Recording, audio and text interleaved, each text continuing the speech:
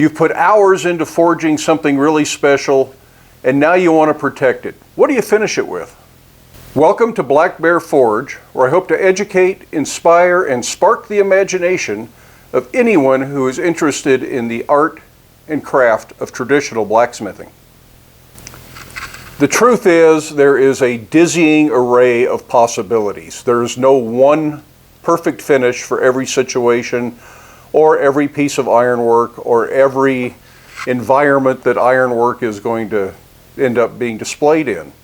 So there are lots of options to look at, and we'll go through some of the ones that I use. For every option I present here, there's probably another dozen or 2 dozen options that other people know about. So this is just going to be an introduction to some of the finishes that you can put on your ironwork.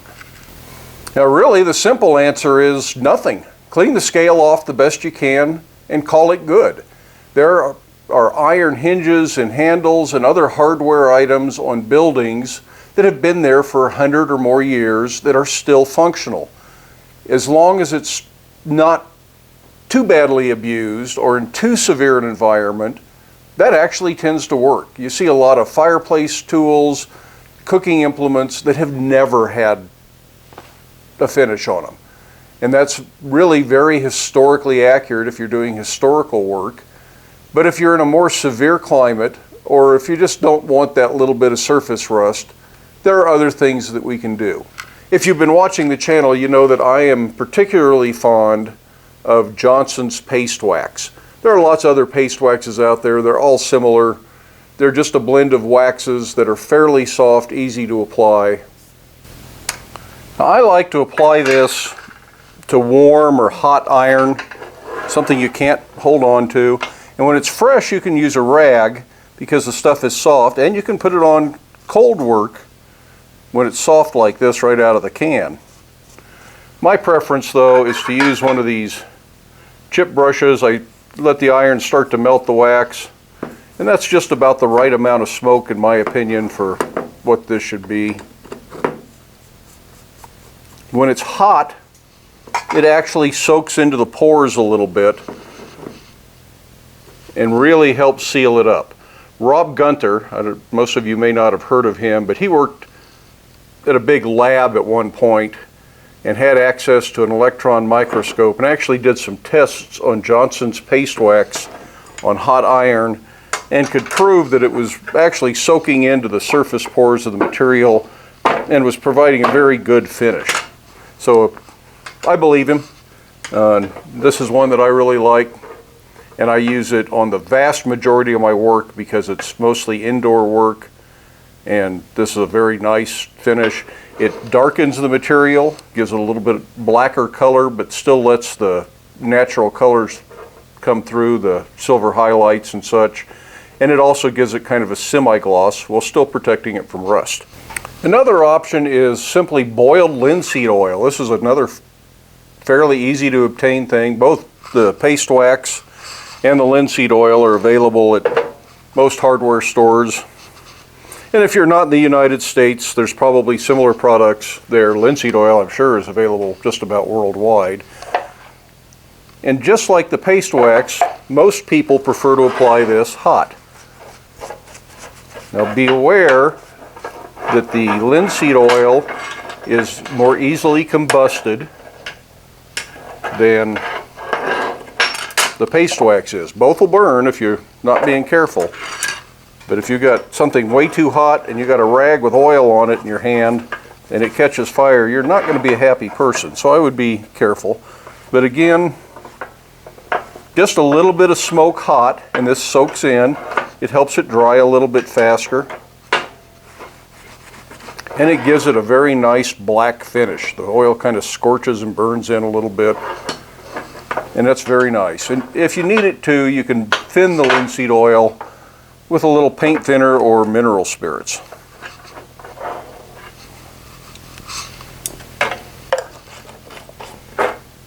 There are other finishes that can be applied similarly.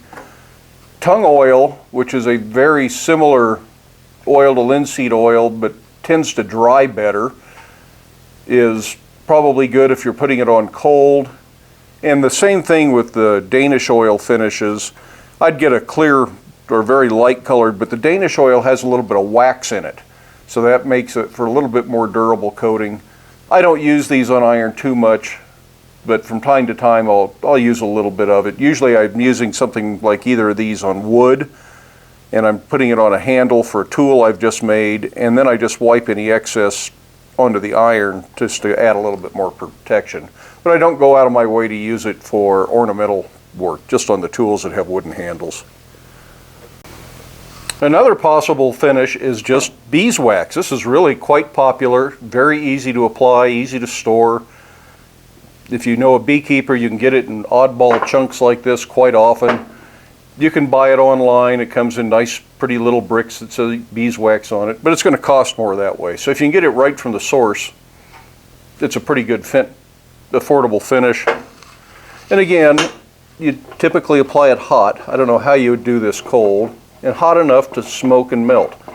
But beeswax will be more of a surface finish if you get too much. In other words, it will build up on the surface of your work and leave a waxy film that may attract dirt and dust and may look bad in the long run. So don't put too much on. And all of these wax and oil finishes should be wiped off after they've had a chance to soak in. I think I mentioned the other day this, I keep a kind of a half wore out hot mill glove around just for handling this stuff after it's been finished. And really the hot mill glove absorbs enough wax after a while that you could finish some of these things just by running the glove over the hot iron. Make sure it's not so hot you burn yourself through the glove. Remember, it's a glove that's already kind of worn out. For food safe finishes, if I'm working on spoons or forks or spatulas, flaxseed oil, which is essentially the same thing as the linseed oil, except it doesn't have the dryers and chemicals that make the linseed oil dry faster, is actually bought in the health food store as a dietary supplement, so it's very food safe. But any edible oil that doesn't turn rancid is acceptable for food use or for contact with food, cooking utensils, things like that. I also like beeswax because beeswax is a natural product, and I think for spoons and forks and things like that it's just fine. You're going to get so little of this stuff in the food anyways, but it's still better to make sure you're using food safe. Avoid peanut oil because there's lots of people with nut allergies. Another option for cold material, and if you're doing big things like railings and window grills and things like that, is probably paint. I very rarely paint, but if you paint, make sure the material is clean, follow the directions on the paint. Learn how to paint from somebody who's better at it than I am. But prime it, paint it. If it's something that's going to be used around hot material, they do make stove paint that's made for painting wood stoves, barbecues, things like that. That's not going to hold up to intense heat. So if you paint your forge with it, it's going to look good for a while, but pretty soon even this paint's going to burn off any place that gets really hot on a forge. The forge body would survive, but for ironwork, most of the time you're not going to need the high temp paint. So it's just a good paint intended for metal. Now here is the miracle finish. This is OSPHO. It's phosphoric acid, basically. I'm not even sure if there's anything else other than phosphoric acid in it. And when you paint rusty material, you have to clean any flaky rust off, but if it's lightly rusted material, or even mill scale and other iron oxides, when you paint it with this, it converts it to iron phosphate. And iron phosphate no longer causes deterioration like iron oxide does. So it pretty much stops rust. That's its claim right there on the front of the bottle.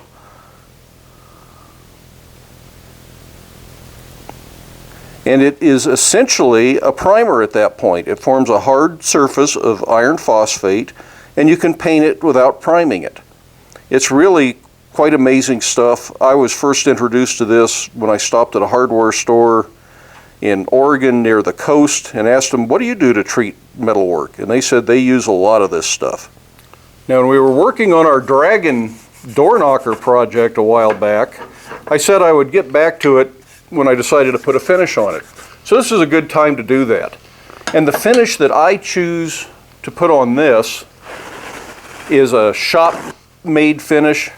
I don't know that it's really necessary. In the long run, it's probably not much different than using a Danish oil, a Tung Oil, or a mix of linseed oil and mineral spirits, or even the Johnson's paste wax applied just barely warm enough to melt. I don't want to heat this up and create oxide or tempering colors because I want where I've sanded it to show. So I don't really want to heat it up to melt the wax. But this little shop made, and I kind of gave you a hint, these are the two main ingredients, also has beeswax in it. So this is the other ingredient. And it's not so much beeswax that it turns solid. I've done that before, and essentially what you get is something like Johnson's paste wax that over time gets harder and harder and harder because all the volatiles evaporate off of it, and eventually I decided I don't like it anymore. The paste wax seems to stay usable longer than the stuff I've made with beeswax and linseed oil. But if you leave it in a good sealed jar, you can then paint it on cold, and I'll still rub this in. But by painting it on, you can get it down inside all the little crevices. And that's better than rubbing it on with a rag in many cases. But you want to use fairly thin coats. And this is about 1/3 beeswax and 1/3 mineral spirits and 1/3 boiled linseed oil.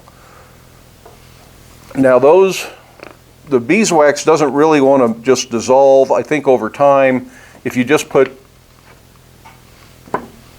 kind of ground up, shaved up, use a cheese grater you use for making your macaroni and cheese, the beeswax ground up like that, it will eventually dissolve in the mineral spirits, and then you add the boiled linseed oil. You can also warm it up and get it to melting point, but be very careful doing that. Hot wax burns very easily, mineral spirits burns, and linseed oil burns. So if you're going to do that, put it in a metal container, put it in a pan on the stove full of water so that you've got a kind of a double boiler. Just melt the wax till it's just molten, then mix it with the mineral spirits and the linseed oil away from the stove, away from the burner, and you should be just fine. But be careful with the stuff. They are all combustible. And that is combustible, not flammable. There is a difference. Gasoline is flammable. Most of these oil finishes are not flammable. They are combustible. I know, technical jargon, but the firefighter in me notes the difference. So now that I've done that, and I've let it sit for just a minute here, now I'm just going to wipe it off, get any drips, dribbles, drabs off, and this is going to take a while to dry. The wax does help it dry a little bit faster, but linseed oil doesn't dry very well. That's one advantage to Tung Oil if you're just using a plain oil finish.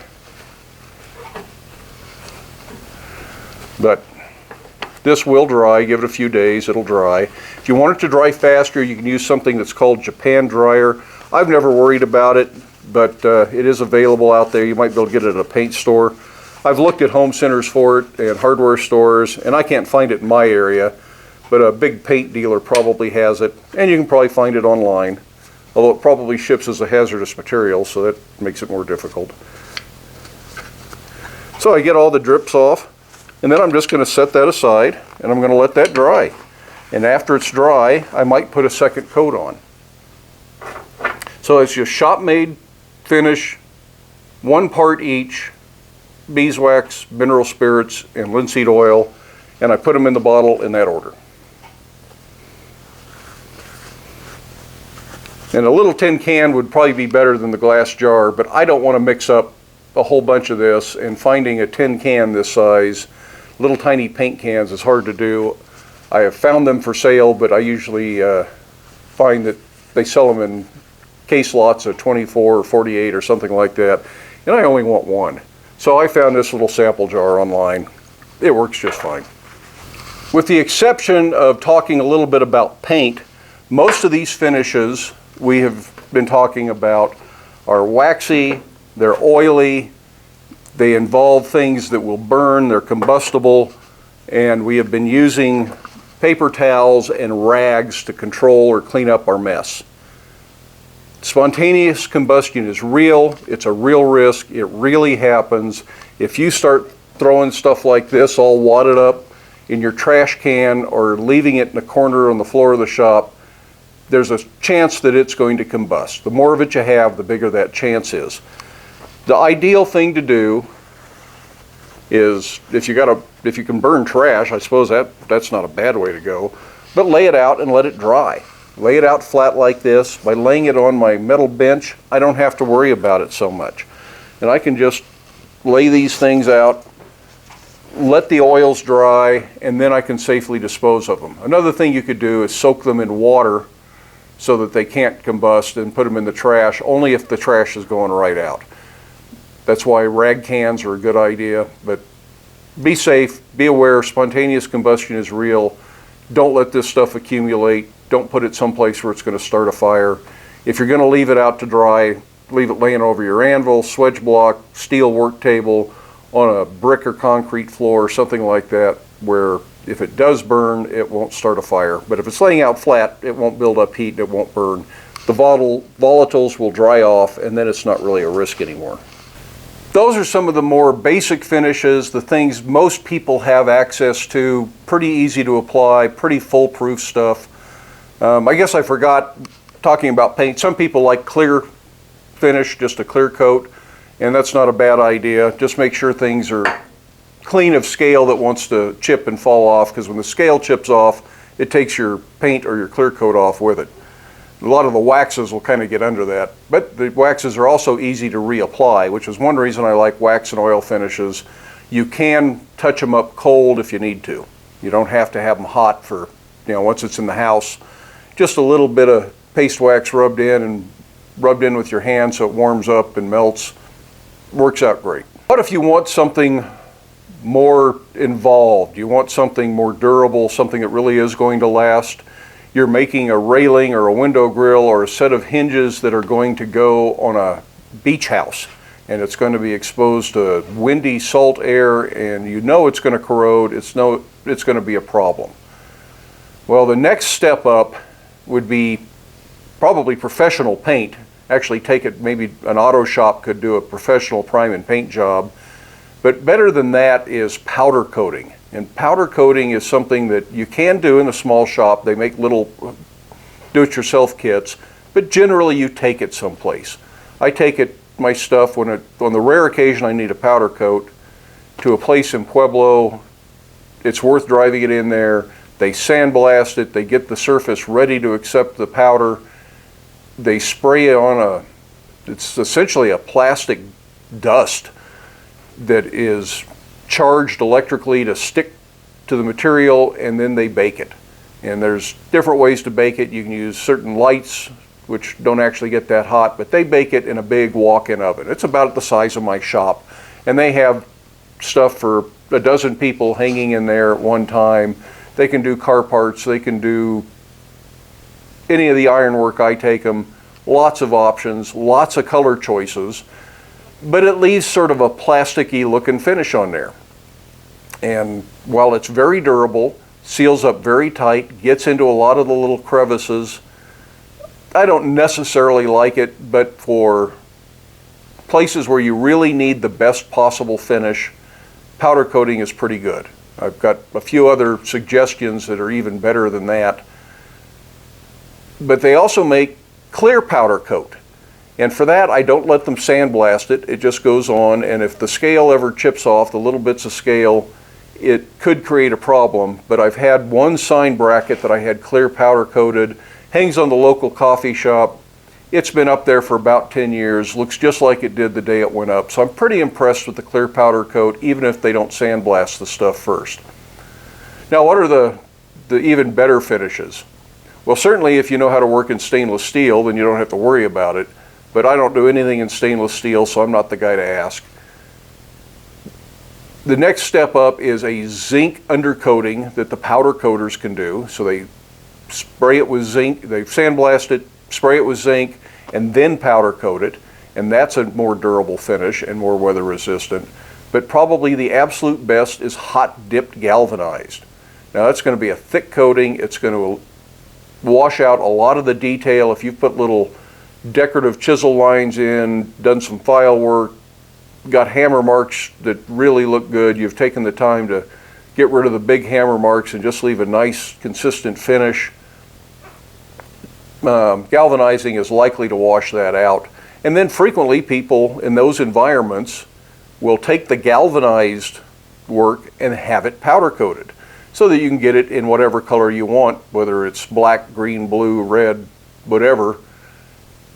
And it makes for a very durable finish, and that's probably the ultimate in forged iron finish for weather resistance.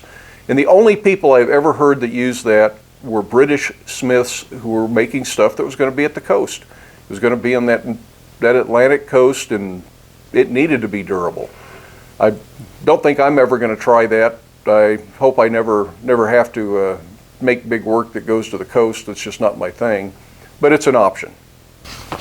As I mentioned earlier, for every finish that I talked about, there's probably a dozen or 2 dozen variations or other options.